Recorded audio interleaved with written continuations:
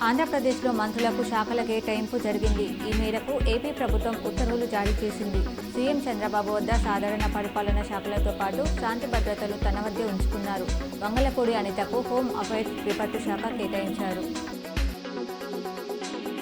దేశవ్యాప్తంగా MBBS, BDS తదితర medical కోర్సుల్లో ప్రవేశాల కోసం నిర్వహించిన జాతీయ అర్హత ప్రవేశ పరీక్ష నీట్ యూజీ 2024 పరీక్షల్లో అక్రమాలు జరిగాయనే ఆరోపణలు వెల్లువెత్తుతున్న విషయం తెలిసిందే. ఈ అంశంపై విచారణ జరిపిన సుప్రీంకోర్టు కేంద్ర ప్రభుత్వం నేషనల్ టెస్టింగ్ ఏజెన్సీకి నోటీసులు జారీ చేసింది.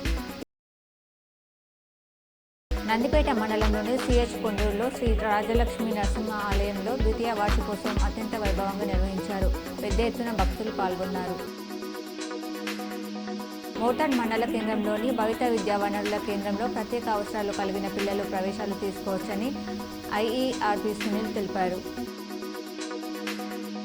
శుక్రవారం బోధన్ ప్రధాన రహదారిపై ఎడపల్లిలో ప్రైవేట్ పాఠశాలల బస్సుల సామర్థ్యంపై జిల్లా ఎన్ఫోర్స్మెంట్ అధికారులు సామర్థ్య పరీక్షలు నిర్వహించారు. ఎన్ఫోర్స్మెంట్ అధికారి పండరి ఆధ్వర్యంలో ప్రత్యేక బృందం బస్సులను పరిశీలించారు. ఇందల్వాయి మండలంలోని పలు గ్రామాలలో జిల్లా అదనపు కలెక్టర్ అంకిత్ సందర్శించి మిషన్ భగీరథ హౌస్ సర్వే గురించి ఎండీఓను అడిగి తెలుసుకున్నారు. కాంగ్రెస్ పార్టీ రాష్ట్ర వ్యవహారాల ఇన్ఛార్జ్ దీపాదాస్ మున్షీతో పాటు మంత్రి పొన్నం ప్రభాకర్ని, రాష్ట్ర ప్రభుత్వ సలహాదారు Shabbir అలీని, TPCC campaign committee chairman, మాజీ పార్లమెంట్ సభ్యులు మధుయాష్కి గౌడ్ను, జహీరాబాద్ పార్లమెంట్ సభ్యులు సురేష్ శెట్కర్ గురువారం మర్యాదపూర్వకంగా కలిశారు.